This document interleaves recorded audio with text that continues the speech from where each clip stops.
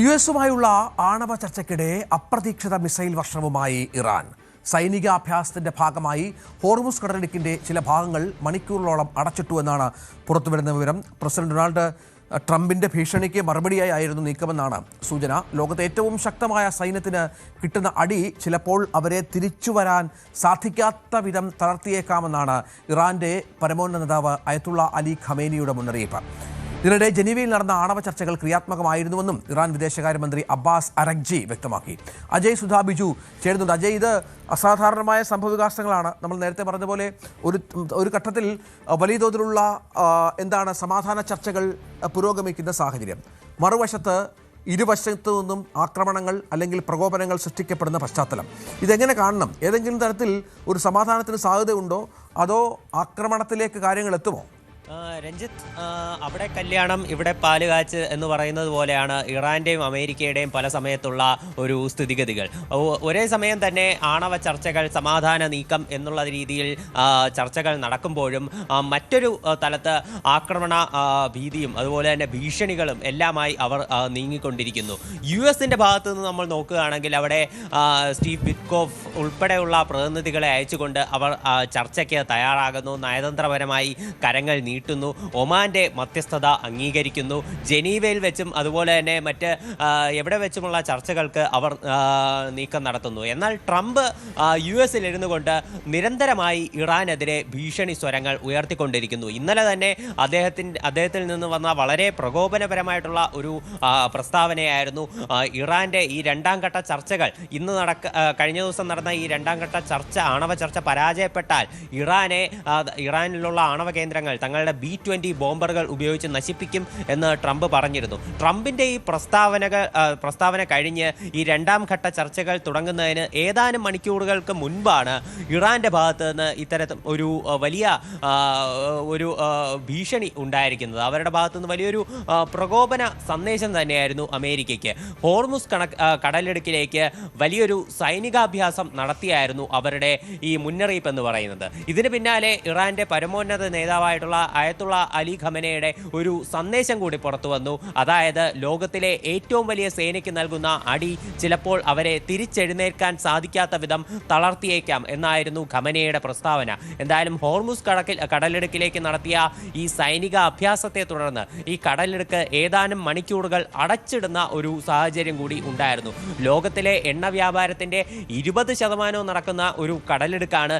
ഇവിടെയാണ് ഇറാൻ ഇത്തരം ഒരു സൈനികാഭ്യാസം നടത്തി US-നെ ഞെട്ടിച്ചിരിക്കുന്നത്. അതായത് വേണ്ടി വന്നാൽ ഞങ്ങൾക്ക് നിങ്ങളെ അടിക്കാനും സാധിക്കും, നിങ്ങളുടെ എണ്ണ കൂടി മുട്ടിക്കാനും സാധിക്കും എന്നുള്ളൊരു ശക്തമായിട്ടുള്ളൊരു നിലപാട് തന്നെയാണ് ഇറാന്റെ ഭാഗത്ത് നിന്ന് ഇവിടെ ഉണ്ടായിരിക്കുന്നത്. മറുഭാഗത്ത് ചർച്ചകളിലേക്ക് നമ്മൾ നോക്കുകയാണെങ്കിൽ ജനീവയിൽ നടന്ന ചർച്ചകൾ ക്രിയാത്മകമായിരുന്നു എന്നാണ് ഇറാന്റെ വിദേശകാര്യ മന്ത്രിയായിട്ടുള്ള അബ്ബാസ് അറഗ്ചി വ്യക്തമാക്കുന്നത്. അദ്ദേഹം പറയുന്നത് ക്രിയാത്മകമായിട്ടുള്ള ചർച്ചകൾ നടന്നു, പൊതുവായിട്ടുള്ള ചില തത്വങ്ങളിൽ ധാരണയായിട്ടുണ്ട്, എന്നാൽ പെട്ടെന്നൊരു കരാറിൽ ഒപ്പിടാൻ സാധിക്കില്ല എന്ന് അദ്ദേഹം എടുത്തു സൂചിപ്പിക്കുന്നുമുണ്ട്.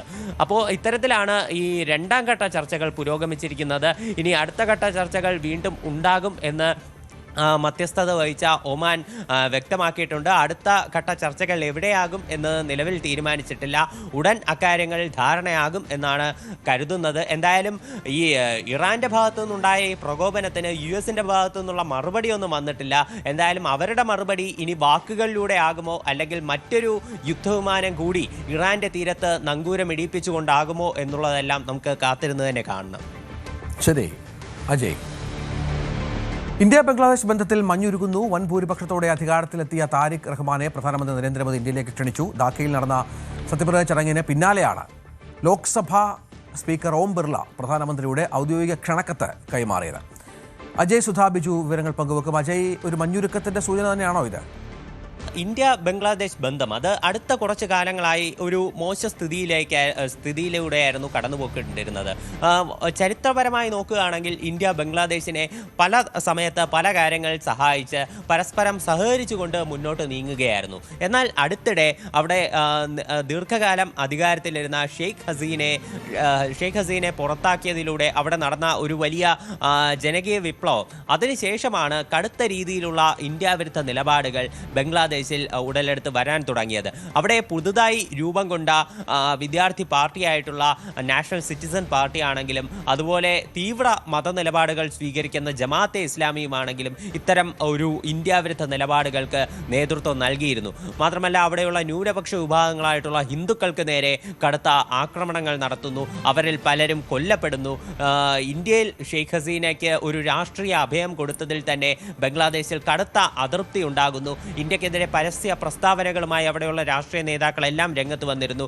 ഇപ്പോൾ തെരഞ്ഞെടുപ്പിന് മുന്നോടിയായിട്ട് ഇന്ത്യൻ നയതന്ത്ര ഉദ്യോഗസ്ഥർക്ക് പ്രത്യേക സുരക്ഷ ബംഗ്ലാദേശിൽ ഏർപ്പെടുത്തി അവരുടെയുള്ള കുടുംബാംഗങ്ങളെ ഇന്ത്യയിലേക്ക് തിരിച്ചു വിളിച്ചു.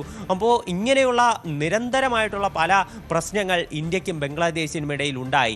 എന്നാൽ ഇപ്പോൾ അത്തരം പ്രശ്നങ്ങളെല്ലാം മാറ്റിവെച്ച് ഒരു സൗഹൃദത്തിൻ്റെ കൈ തന്നെയാണ് ഇരു രാജ്യങ്ങളും മുന്നോട്ട് വയ്ക്കുന്നത്. ഇപ്പോൾ അധികാരത്തിൽ വന്നതിന് ശേഷം ഇപ്പോൾ താരിഖ് റഹ്മാന്റെ പ്രസ്താവനയാണെങ്കിലും ഇന്ത്യയുമായി സഹകരിച്ച് മുന്നോട്ട് നീങ്ങും എന്നുള്ളൊരു പ്രസ്താവന തന്നെയാണ് അദ്ദേഹം നടത്തിയിട്ടുള്ളത്. തൻ്റെ രാജ്യത്തുള്ള ജനങ്ങളുടെ താല്പര്യങ്ങൾ സംരക്ഷിക്കും എന്ന് പറയുന്നതിനോടൊപ്പം ഇന്ത്യക്ക് ഒരു സൗഹൃദത്തിൻ്റെ കൈയാണ് അദ്ദേഹത്തിൻ്റെ ഭാഗത്തു നിന്നുണ്ടായിരിക്കുന്നത്. ഇന്ത്യയും ഒട്ടും പുറകോട്ട് പോയിട്ടില്ല. ഈ വൻ ഭൂരിപക്ഷത്തോടെ 297-ൽ 209 സീറ്റുകൾ നേടി അധികാരത്തിൽ എത്തിയ BNP പാർട്ടിയുടെ നേതാവായിട്ടുള്ള അവിടുത്തെ പ്രധാനമന്ത്രിയായി നിലവിൽ സ്ഥാനമേറ്റിട്ടുള്ള താരിഖ് റഹ്മാനെ അഭിനന്ദിച്ചുകൊണ്ട് പ്രധാനമന്ത്രി ഒരു കത്ത് അയച്ചിരിക്കുകയാണ്. ഇന്ത്യയുടെ പ്രതിനിധിയായിട്ട് പങ്കെടുത്ത നമ്മുടെ ലോക്സഭാ സ്പീക്കർ ഓം ബിർളയുടെ കയ്യിലാണ് പ്രധാനമന്ത്രി നരേന്ദ്രമോദി ഈ കത്ത് കൊടുത്തയച്ചത്. ഇതിൽ നരേന്ദ്രമോദി വ്യക്തമായി പറഞ്ഞിട്ടുണ്ട്, പുതിയ സർക്കാരിന് എല്ലാവിധ ആശംസയും നേരുന്നു. അയൽ രാജ്യമായിട്ടുള്ള ബംഗ്ലാദേശിന്റെ പുരോഗതിക്ക് ഇന്ത്യ എന്നും കൂടെയുണ്ടാകും.